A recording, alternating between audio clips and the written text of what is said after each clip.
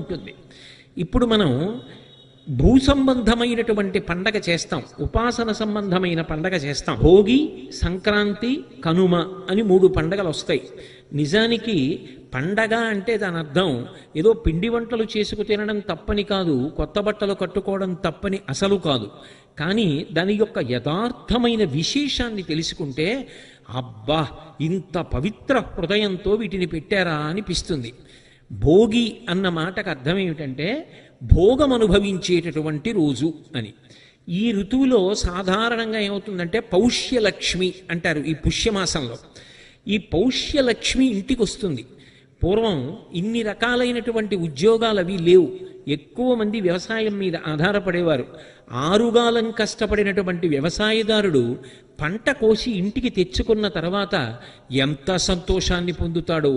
ఆ గాదెల నిండా ధాన్యాన్ని చూసుకుని